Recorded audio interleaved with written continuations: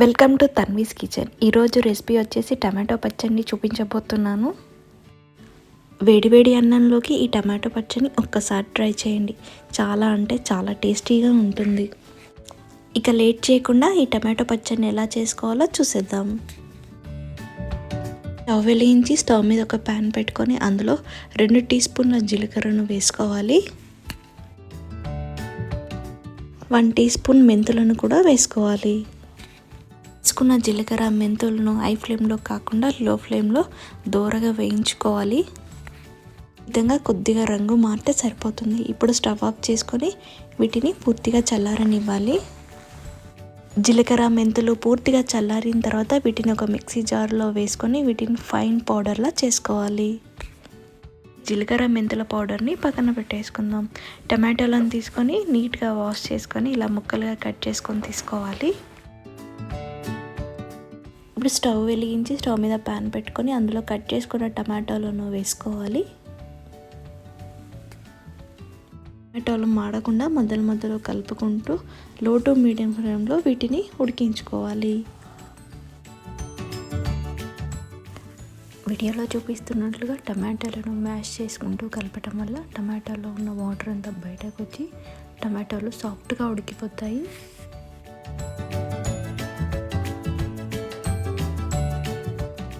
కొద్దిగా మెత్తగా అయిన తర్వాత ఒక నిమ్మకాయ సైజ్ అంతా చింతపండును తీసుకొని ఈ టమాటాలలో వేసుకొని మొత్తం కలుపుకొని వీటిని కూడా ఉడికించుకోవాలి.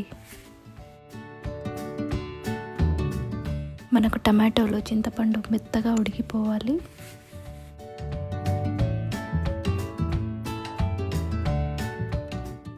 టమాటోలో ఉన్న వాటర్ అంతా పోయి ఈ విధంగా సాఫ్ట్గా ఉడికిపోయిన తర్వాత ఇందులో 1 టీ స్పూన్ పసుపును వేసుకోవాలి.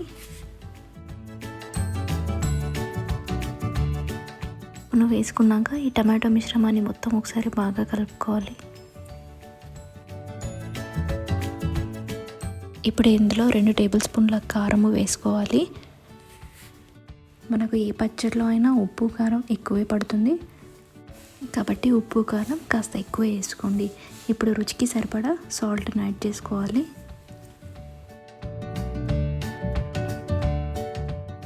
1 టీ స్పూన్ ధనియాల పొడిని కూడా వేసి ఈ మిశ్రమాన్ని అంతా బాగా కలుపుకోవాలి. కారం టమాటో మిశ్రమంలో బాగా కలిసిపోయేటట్టు కలుపుకున్న తర్వాత మనం ముందుగా మిక్సీ పట్టి పెట్టుకున్నాం కదా మెంతుల ధనియాల పొడిని, అది కూడా ఇందులో యాడ్ చేసుకొని మొత్తం మరొకసారి బాగా కలుపుకోవాలి.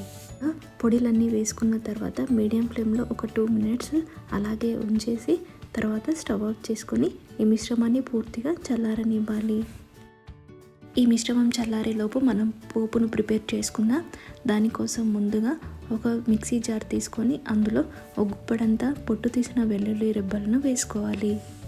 ఈ వెల్లుల్లి రెబ్బలను ఫైన్ పేస్ట్లా చేసుకొని పక్కన పెట్టేసుకుందాం. కోసం స్టవ్ వెలిగించి స్టవ్ మీద ఒక ప్యాన్ పెట్టుకొని అందులో 1/2 కేజీ అంత నూనెను వేసి వేడి చేసుకోండి. పచ్చడి కాబట్టి నూనె ఎక్కువే ఉండాలండి. ఆయిల్ని పొగలు వచ్చేంత వరకు బాగా హీట్ చేసుకొని స్టవ్ ఆఫ్ చేసుకోవాలి. ఆయిల్ని ఇలా బాగా హీట్ చేయటం వల్ల ఆయిల్ పచ్చివాసన అనేది ఉండదండి. ఇప్పుడు ఆయిల్ హీట్ కొద్దిగా తగ్గిన తర్వాత ఇందులో 1 టేబుల్ స్పూన్ జీలకర్రను వేసి ఫ్రై చేసుకోవాలి. ఇప్పుడు 1 టేబుల్ స్పూన్ ఆవాలను కూడా వేసుకొని ఫ్రై చేసుకోవాలి. ఈ పోపు వేసేటప్పుడు స్టవ్ అసలు ఆన్ చేయకండి. మనం ఇందాక ఆయిల్ని బాగా హీట్ చేసుకొని చల్లారనిచ్చాం కదా, ఆ వేడికి ఈ పోపు వేగిపోతుందండి. ఇందులో 1 టీ స్పూన్ పచ్చిశనగపప్పును కూడా వేసుకోవాలండి. ఈ పచ్చిశనగపప్పు వేసుకోవడం అనేది పూర్తిగా ఆప్షనల్ అండి, కానీ వేసుకుంటే టేస్ట్ బాగుంటుంది. వేసుకున్న జీలకర్ర ఆవాలు పచ్చిశనగపప్పు కొద్దిగా రంగు మారిన తర్వాత ఇందులో 1 టీ స్పూన్ మెంతులను వేసుకోవాలి. అలాగే పొట్టు తీసిన వెల్లుల్లి రెబ్బల్ని కూడా వేసుకోవాలి. చూడండి, పోపు అంతా చక్కగా వేగిపోయింది కదా. ఇప్పుడు ఇందులో 3 ఎండుమిర్చిని వేసుకోవాలి. అలాగే మనం ఇందాక మిక్సీ పట్టి పెట్టుకున్నాం కదా వెల్లుల్లి పేస్ట్ని, అది కూడా ఇందులో వేసుకోవాలి. పేస్ట్ వేసుకున్నాక అంతా ఒకసారి బాగా కలుపుకోవాలండి. వెల్లుల్లి పేస్ట్ అస్సలు మాడకూడదు, లేదంటే టేస్ట్ అంతా మారిపోతుందండి. పోపు అంతా రెడీ అయిపోయినట్టే అండి. ఇప్పుడు దీన్ని పూర్తిగా చల్లారిన తర్వాతనే టమాటో మిశ్రమంలో యాడ్ చేయాలి. సో దీన్ని పూర్తిగా చల్లారనిద్దాం. ఈలోపు మనం ఇందాక టమాటో మిశ్రమం పక్కన పెట్టేసుకున్నాం కదా, ఇప్పుడు అది చల్లారిందో లేదో చూద్దాం.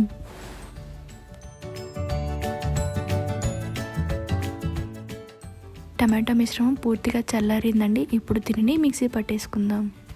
చూడండి, ఈ విధంగా మెత్తని పేస్ట్లా మిక్సీ పట్టుకోవాలి.